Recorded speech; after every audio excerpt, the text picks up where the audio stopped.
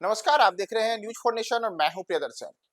बिहार के मुख्यमंत्री नीतीश कुमार की पार्टी जनता दल यूनाइटेड भले ही एनडीए का हिस्सा हो, लेकिन भारतीय जनता पार्टी शासित राज्य मणिपुर में भाजपा सरकार को समर्थन नहीं करती है। और इसे लेकर के आज नीतीश की पार्टी जनता दल यूनाइटेड ने एक चिट्ठी भी जारी किया है, जिसमें बताया गया है कि हम मणिपुर में वीरेंद्र सिंह के अगुवाई वाली भारतीय जनता पार्टी की सरकार को समर्थन नहीं करते हैं और वर्ष 2022 से जिस रास्ते पर हम हैं उसी अनुरूप है। हमारे एकमात्र विधायक जो मणिपुर में है, उनका समर्थक मणिपुर की भारतीय जनता पार्टी की सरकार को नहीं है। दरअसल आपको बताएं कि मणिपुर में जब वर्ष 2022 में विधानसभा के चुनाव हुए थे, तब उस चुनाव में एकाएक कई किस्म के नाटकीय घटनाक्रम देखने को मिले थे। पहले तो जनता दल यूनाइटेड ने वहां एक बड़ी जीत हासिल की थी और नीतीश कुमार की पार्टी ने 6 विधानसभा की सीटों पर उम्मीदवार खड़े किए थे और तमाम जगहों पर उनके उम्मीदवार विजयी हुए थे।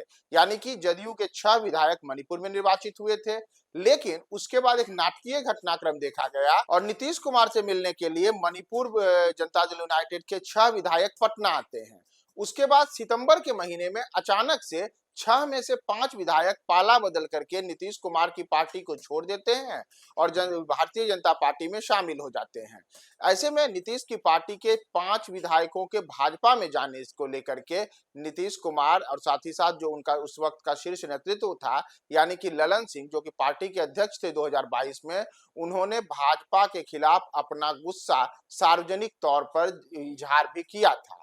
और उसके बाद कई किस्म के और भी बदलाव देखे गए थे। जैसे तब अचानक से फिर नीतीश कुमार की पार्टी ने बिहार में भी एनडीए के साथ नाता तोड़ लिया था और नाता तोड़ने के बाद नीतीश की पार्टी ने महागठबंधन के साथ बिहार में सरकार बना ली थी। उस समय ललन सिंह ने सार्वजनिक तौर पर भारतीय जनता पार्टी पर कई किस्म के गंभीर आरोप लगाए थे कि कैसे भाजपा गठबंधन धर्म का पालन नहीं करती है और जिसके साथ गठबंधन करती है उसी के विधायकों को तोड़ने की साजिश रचती है, और वह अरुणाचल प्रदेश से लेकर के मणिपुर तक में देखा गया था। तो इन तमाम चीजों के बीच अब एक बार फिर से जनता दल यूनाइटेड ने स्पष्ट किया है कि हमारा समर्थन भारतीय जनता पार्टी के नेतृत्व वाली मणिपुर सरकार को नहीं है। यहाँ आपको यह भी हम बताएं कि मणिपुर पिछले 2 वर्षों से एक ऐसे राज्य के रूप में परिणत हो चुका है जहां लगातार हिंसा की कई गंभीर घटनाएं सामने आई हैं और 2 जनजातीय समूहों के बीच लगातार चल रहे हिंसा के कारण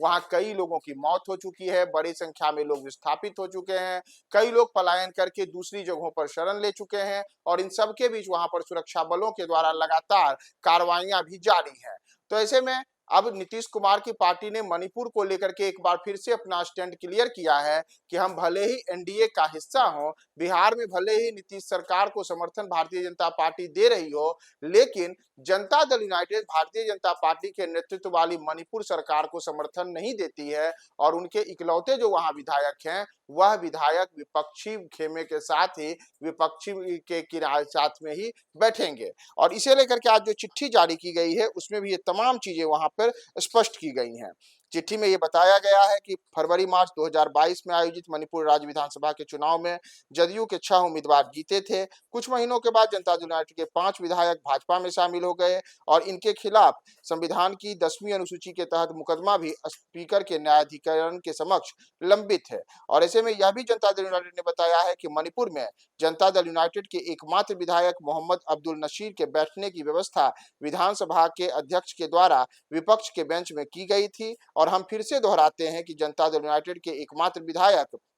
मोहम्मद अब्दुल नसीर भाजपा के नेतृत्व वाली राज्य सरकार का समर्थन नहीं करते हैं और हमारे एकमात्र विधायक मोहम्मद अब्दुल नसीर को सदन में विपक्षी विधायक के रूप में माना जाएगा। दरअसल यहां आपको हम ये बताएं कि वर्ष 2022 के चुनाव में जनता दल यूनाइटेड को मणिपुर में 10.75% से अधिक वोट मिले थे और 6 सीटों पर उनकी जीत हुई थी, जिसमें लिलोंग सीट से नासिर ने जीत हासिल की थी, जो अभी एकमात्र जदयू के विधायक के रूप में वहां मौजूद हैं। इसके अतिरिक्त जो 5 अन्य विधायक थे उन्होंने पाला बदल लिया था, जिसमें AK जॉय किशन, एन सनाते, मोहम्मद अच्छोबुद्दीन, पूर्व पुलिस महानिदेशक एएम खाउटे और थामगंज से अरुण कुमार विधायक थे, जिन्होंने नीतीश कुमार की पार्टी को छोड़ करके और भारतीय जनता पार्टी का दामन थाम लिया था। तो नीतीश कुमार की पार्टी भले ही एनडीए का हिस्सा हो, लेकिन मणिपुर में एनडीए के नेतृत्व में, यानी कि जो वहां पर भारतीय जनता पार्टी वाली सरकार है, उसे नीतीश की पार्टी समर्थन नहीं करती है। और इसे लेकर के आज नीतीश कुमार ने बाकायदा चिट्ठी जारी करके तमाम चीजें स्पष्ट कर दी हैं।